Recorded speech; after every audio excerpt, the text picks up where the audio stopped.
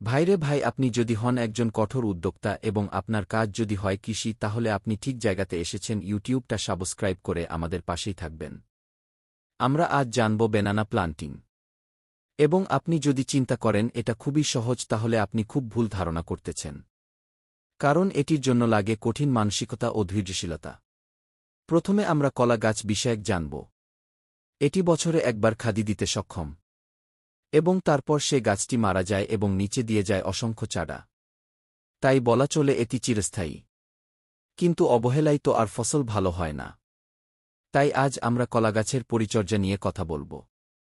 60 semi আকারের গর্তে গোবর ও সার মিশিয়ে 1 মাস রেখে তারপর 3-4 মাস বয়সী সুস্থ তেউর চারা রোপণ করতে হয়। চারা লাগানোর পর চারপাশ চেপে পানি দিতে হবে এবং ছায়া দিতে হবে। কলা গাছ লাগানোর বিস্তারিত নিয়ম। মাটি নির্বাচন ও প্রস্তুতি।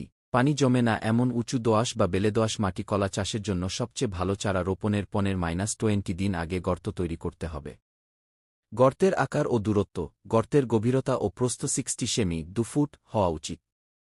চারা থেকে চারার দূরত্ব জাতভেদে অর্ধ 1 থেকে 2 মিটার 5-4 ফুট রাখা প্রয়োজন। সার প্রয়োগ। গর্তের মাটির সাথে 10 কেজি গোবর, টিএসপি 400 গ্রাম, এমওপি 600 গ্রাম, জিপসাম 200 গ্রাম, জিঙ্ক অক্সাইড অর্ধ 1 গ্রাম এবং বোরিক অ্যাসিড 2 গ্রাম মাঝারি উর্বর জমির জন্য মিশিয়ে গর্ত ভরাট করতে হবে।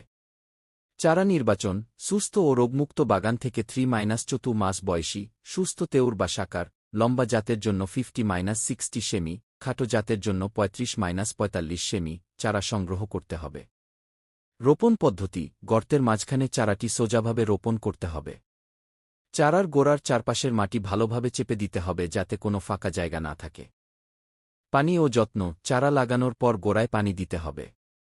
প্রথম দিকে চারাকে সরাসরি রোদ থেকে বাঁচাতে কিছুদিন ছায়ার ব্যবস্থা করা ভালো। 2.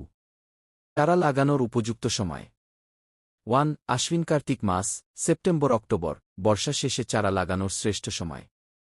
2. মাঘ-বৈশাখ মাস, জানুয়ারি-এপ্রিল, নিশ্চিত সেচ ব্যবস্থা থাকলে এই সময়েও চারালো।